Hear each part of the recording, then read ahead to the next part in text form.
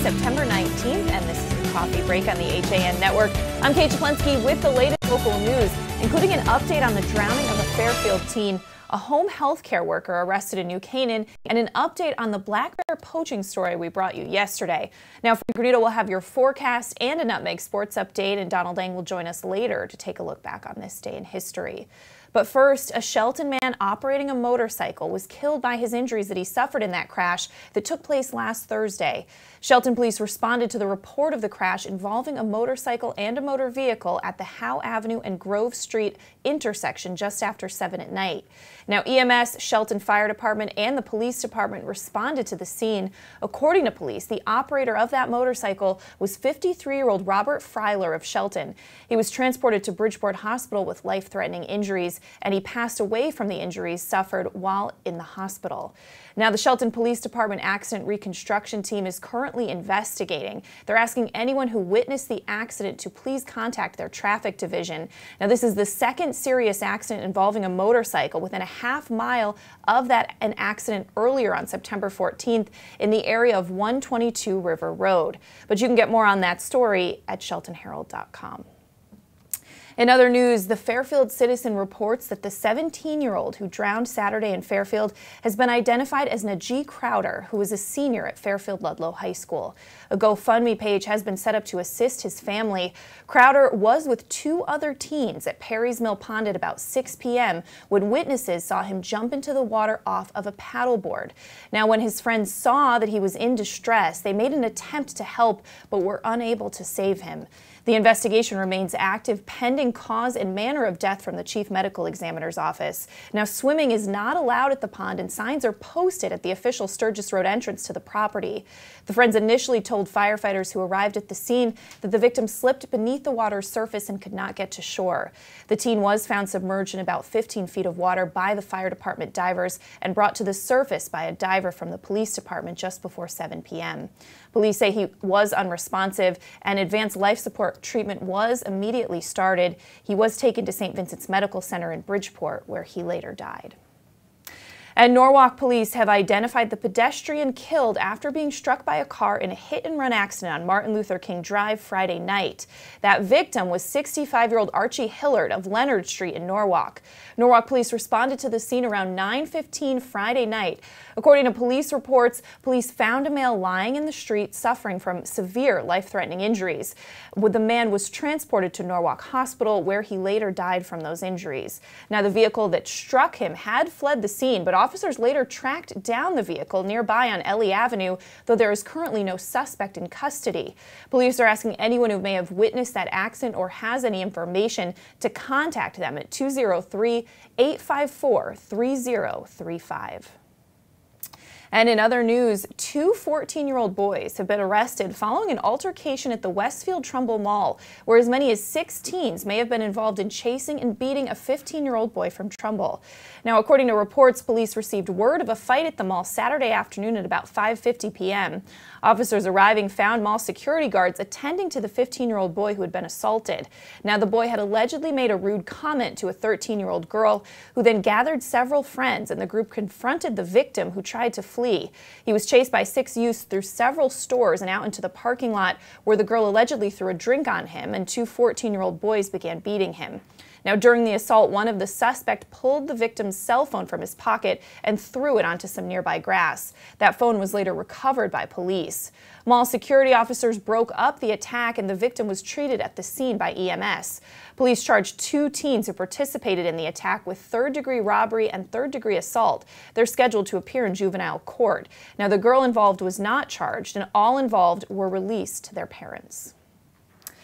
And home health care worker Ramatu Al-Hazan, 33 years old of the Bronx, New York, was arrested in New Canaan for writing checks and charging on credit cards belonging to a New Canaan resident for a total of nearly $2,900. Back in August 2016, police responded to a complaint that checks were missing at the victim's residence while Al-Hazan had been working. Now, the New Canaan Police Investigative Unit found that Al-Hazan had forged around $2,000 in checks, which she cashed. She also used a credit card without authorization for another $867, according to police. Well, on Friday, September 15th, local police traveled to Stamford Police Headquarters to take Alhazan into custody after she was arrested for other crimes by the Stamford police. New Canaan police charge Alhazan with fourth-degree larceny, 3 counts of illegal use of a credit card, and 2 counts of forgery. She was held on a $5,000 bond and will appear in court on September 27th. And in an update on a story we brought you yesterday, the bow and arrow killing of 2 black bears in Wilton Woods off of Indian Rock Place on September 16th has sparked outrage in the community and online. Marguerite Tucker O'Connor, a Wilton resident, responded to the news of the bear killings by announcing plans for a protest at Norwalk Superior Court on September 28th, when the alleged bear poachers will appear before a judge. She wrote about the protest plans on a Wilton Facebook page, saying, "I would like to organize a peaceful protest to show up at the court on the day of the hearing." Now, First Selectman Lynn Vanderslice also expressed outrage. She said, "All of us in town government share the public's outrage and concern about the poaching of 2 bears within Wilton." She said bears are protected in Connecticut and there is not a bear hunting season. She went on to say that Environmental Affairs Director Mike Conklin will keep in contact with DEP on this matter. Vanderslice also said that the 2 poachers are not participants in the town's annual controlled deer hunt, which began on September 15th. A bill to allow bear hunting in Connecticut was quashed in the legislature earlier this year. There's more on that story at wiltonbulletin.com. But taking a turn, let's get a look at the forecast with Frank Granito. Frank. Well, thank you, Kate, as we continue to prepare now for Tropical Storm Jose that's working its way up the coast. We're looking at partly cloudy skies, and it's pretty breezy right now around Fairfield County. Rainfall expected to begin this afternoon, and it will continue through tomorrow morning. Wind gusts will be reaching upwards of 25 to 30 miles per hour by the end of the day, and there will be a high of 75 this afternoon. Cloudy overnight, and the rain continues to fall. Very windy tonight. Could be seeing gusts of 35 or 40, and it starts to get humid out as well, with temperatures in the mid to high 60s. Showers continue on Wednesday morning until around noon. It'll be a little warmer tomorrow. Temperatures reaching into the low 80s. Overcast through tomorrow afternoon and still pretty breezy. Mostly cloudy tomorrow night, a low of 65. The storm should pass before Thursday officially, so the sun should be back around Fairfield County. Still a little cloudy to start the day though. Thursday, a mix of sun and clouds for the afternoon. Need to keep an eye out though, as it's going to be very humid again on Thursday. Temperatures right around 82. It's going to feel more like 90 to 93 with the humidity. Partly cloudy skies overnight with a low of 60, but it should be a cooler Friday here in Fairfield County. That'll do it for this weather update. We're going to go back over to Kate. Thanks so much, Frank. Well, we're going to step out for a break. When we come back, Donald Lang will join us to take a look back on this day in history. And Frank has your Nutmeg Sports Update. We'll also have some more local news coming up after this. At Pamby Motors, we're not worried about being the biggest dealership. We're focused on being the best. We're dedicated to giving you the best experience we can. The Pamby Motors team is here to help you choose the right Chrysler, Jeep, Dodge, or Ram in a friendly, pressure-free environment. And right now, during the summer clearance event, you'll find some of our best prices too. Like this lease on a 2017 Ram Quad Cab Express for $149 a month. Visit Pamby Motors, Route 7 in Richfield, PambyZone.com.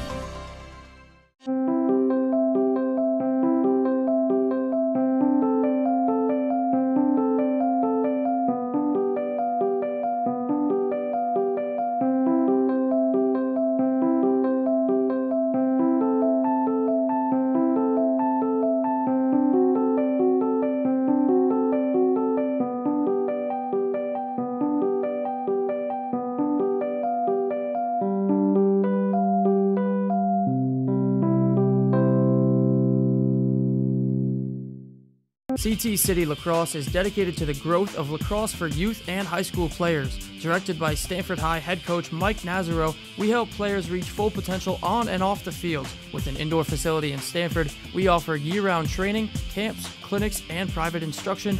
Visit ctcitylax.com for more. At Budget Blinds, we're in business to frame the light, the day, and the night. So we give you an exclusive combination of high style, expert service, our no surprises pricing, and our no questions asked warranty. We believe that everyone, at every budget, deserves style and service. Isn't that a beautiful place to be?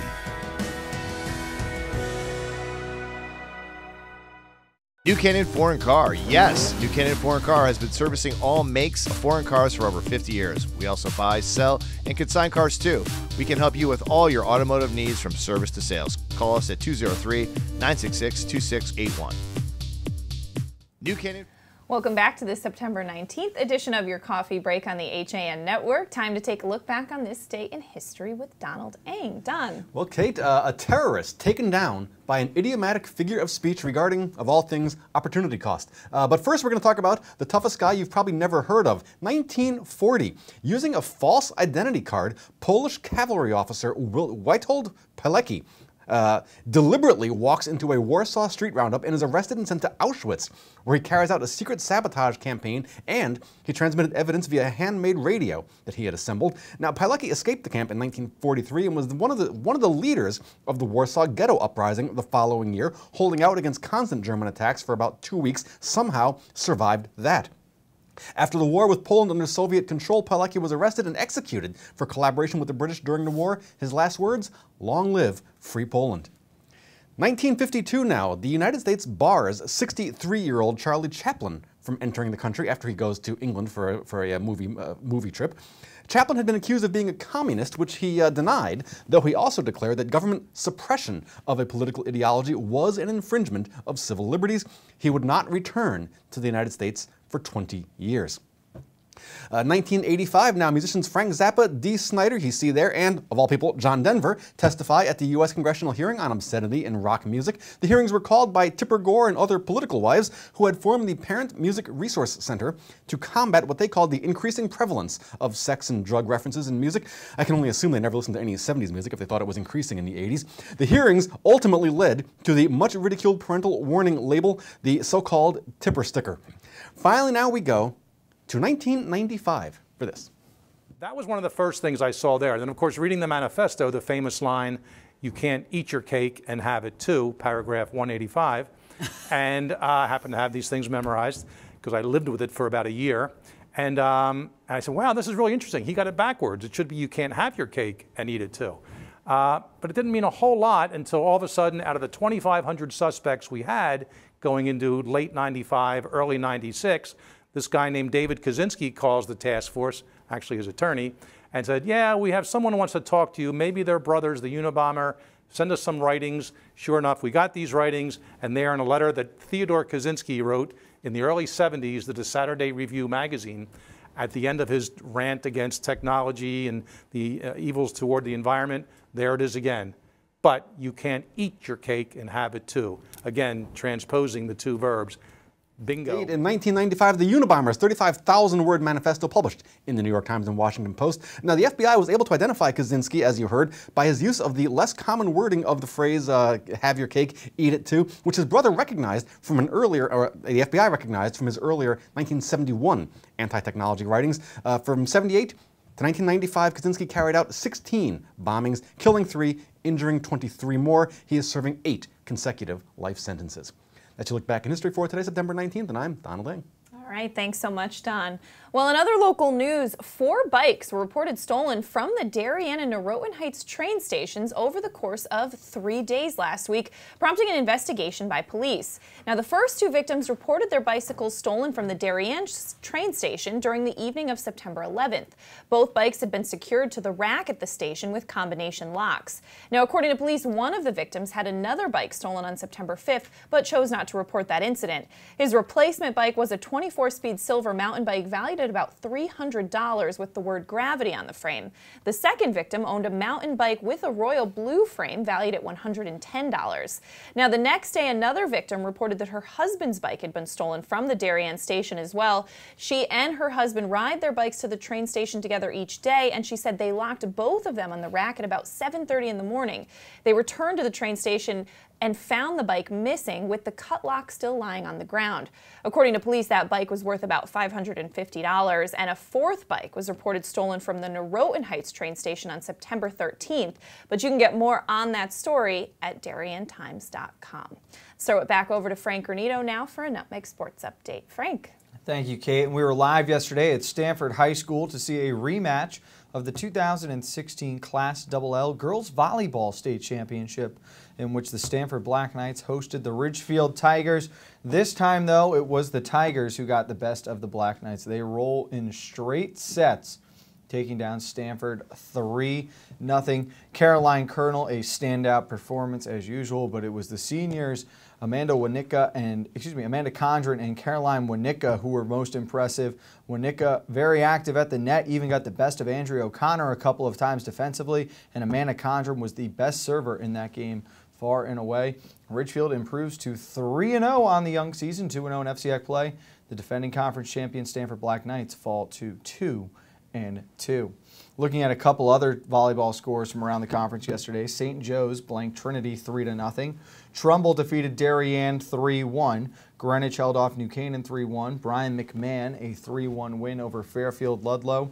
And the Danbury Hatters, who are off to a good start, 3-1. They took down the Staples Wreckers. We're going to get a look at those Staples Wreckers this afternoon when they travel to Fairfield Ward. First serve is at 5:30 from the gym at Ward. We will have the entire match for you live here on the HAN Network. We'll have a preview for you at 2 o'clock on Nutmeg Sports, plus highlights from yesterday's match, and John Kovacs will join Kevin Coleman and myself to look back at Friday night's game of the week between West Hill and Norwalk. That'll do it for this Nutmeg Sports update. We're going back over to Kate. All right, thanks so much, Frank. Well, the Stratford Registrar of Voters office will recount the votes taken in last Tuesday's Democratic Town Council nomination race for District 4. That recanvass is taking place this morning at Town Hall. Incumbent District 4 Councilman David Hardin defeated Indiana Susanna by a 90-71 vote margin. The recount was triggered as the difference between the candidates was less than 20 votes. Now, the winner of the Democratic race will face endorsed Republican candidate Lynn Scheck in the November 7th general election. And you can get updates at stratfordstar.com. In other news, the city of Milford has signed an agreement for the design and construction of a $4.5 million microgrid in the downtown area, a system of generators and energy storage that is expected to keep key buildings powered up when storms disrupt service. Now, the city will pay $1.6 million for its share of the project, leasing the generators and energy storage unit for 15 years at $125,000 for 15 years. City leaders say the system should pay for itself eventually, saving Milford $2 million in energy costs over a 20-year period. Now, a state grant will fund the rest, which is $2.9 million, through the Connecticut Department of Energy and Environmental Protection's microgrid program. Now, Mayor Ben Blake told the alderman in a recent meeting that even though the state funding was announced several years ago, changes to the grant and other issues stalled the project, but those issues are now resolved. In Milford, the microgrid will be able to power the Parsons Government Center, Harborside Middle School, as well as the Milford Senior Center, senior housing building near City Hall, and City Hall. Now, the middle school and senior center will be available as shelters for residents during a power outage. And about 50 supporters from across the 26th State Senate District turned out September 16th when State Senator Tony Boucher officially announced her exploratory campaign for governor. Drawing on the weather-related news of late, Boucher acknowledged local leaders in attendance who she said are facing the headwinds of a very bloated, spendthrift, mismanaged state government that she said is threatening our towns, our schools, our businesses, and our seniors and taxpayers. Well, she spoke to the Wilton Bulletin about her plan. Take a look. We also need to cut the state income tax and the inheritance tax. Those are the two main taxes that are driving people away. And we can do this, as I said, by shrinking the cost of state government.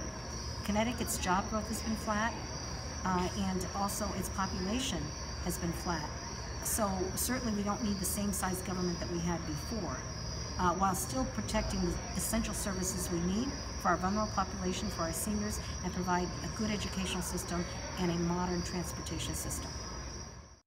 There's more on Boucher's announcement at wiltonbulletin.com. We are going to step out for a break, and when we come back, we're going to recap some of the top stories we're following today after this. Want a new experience in car buying? No aggravation, no confrontation, just answers to all your questions. Scap Chrysler Dodge Jeep Ram. Car buying the way you want it to be. With one of the largest selections of new 2- and 4-door Jeep Wranglers available, we are Connecticut's Wrangler headquarters. Located in Fairfield, Connecticut, we're easy to get to. Just 2.5 miles off the Merritt Parkway, exit 44 via Route 58 South. Save thousands right now during the Jeep Celebration event and Ram Power Days. Now through September 30th.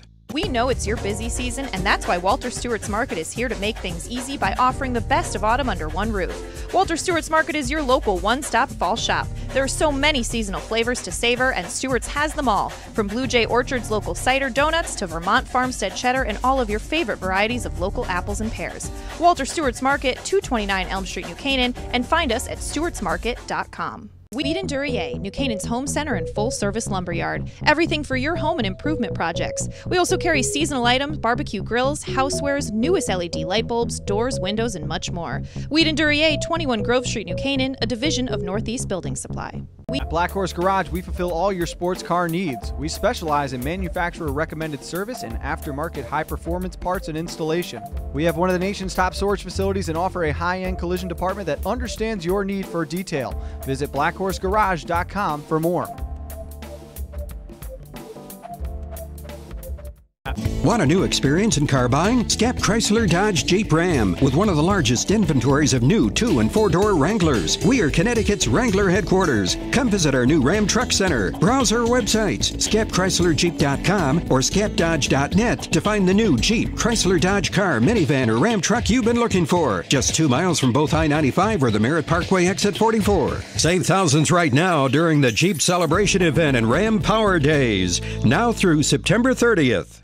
Welcome back to this Tuesday edition of your Coffee Break on the HAN Network. I'm Kate Czaplinski, recapping some of the top stories we're following today. The Fairfield Citizen reports that the 17-year-old who drowned Saturday in Fairfield has been identified as Najee Crowder, a senior at Fairfield Ludlow High School. A GoFundMe page has been set up to assist his family members. Now, Crowder was with 2 other teens at Perry's Mill Pond at about when witnesses saw him jump into the water off of a paddleboard. Now, when his friends saw that he was in distress, they made attempts to help but were unable to save him. The investigation remains active pending cause and manner of death from the Chief Medical Examiner's office. Now, swimming is not allowed at the pond and signs are posted at the official Sturgis Road entrance to the property. The friends initially told firefighters who arrived at the scene that the victim had slipped beneath the water's surface and could not get to shore. The teen was found submerged in about 15 feet of water by the fire department divers and brought to the surface just before 7 p.m. He was unresponsive and advanced life support treatment was started. He was taken to St. Vincent's Medical Center in Bridgeport, where he later died. In other news, Norwalk police have identified the pedestrian killed after being struck by a car in a hit-and-run accident on Martin Luther King Drive Friday night. That victim has been identified as 65-year-old Archie Hillard of Leonard Street in Norwalk. Norwalk police responded to the scene about 9:15 Friday evening. According to police reports, they found a man lying in the street suffering from severe life-threatening injuries when they arrived on scene. The man was transported to Norwalk Hospital, where he later died. Now, the vehicle that struck the pedestrian fled the scene, but officers later tracked down the car nearby on Ellie Avenue, though there is currently no suspect in custody. Police are asking anyone who may have witnessed the accident or has information to contact them at 203-854-3035. And 2 14-year-old boys have been arrested following an altercation at the Westfield Trumbull Mall, where as many as 6 teens may have been involved in chasing and beating a 15-year-old boy from Trumbull. Now, according to reports, police received word of a fight at the mall Saturday afternoon at about 5:50. Arriving officers found mall security guards attending to the 15-year-old boy who had been assaulted.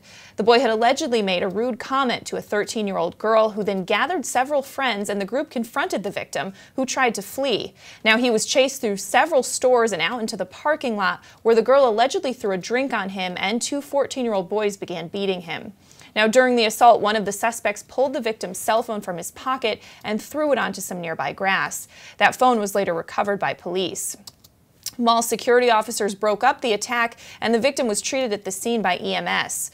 Police charged the 2 teens who participated in the attack with 3rd-degree robbery and 3rd-degree assault, and they're scheduled to appear in juvenile court. The girl involved was not charged, but all involved were released to their parents. And in other news, Connecticut Better Business Bureau is alerting consumers looking for a used car that it might look pristine but have hidden extensive flood damage. Now, among the hundreds of thousands of cars from flood-ravaged areas, there are vehicles that insurance companies say would cost more to repair than they're worth and would likely be sold at auction for parts or scrap.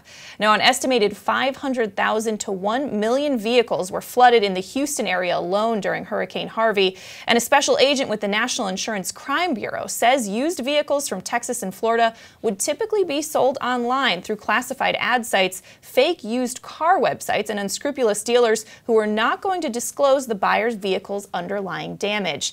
Now, according to Carfax, more than 271,000 flood-affected cars remained on the nation's roads last year, and that number is expected to swell considerably.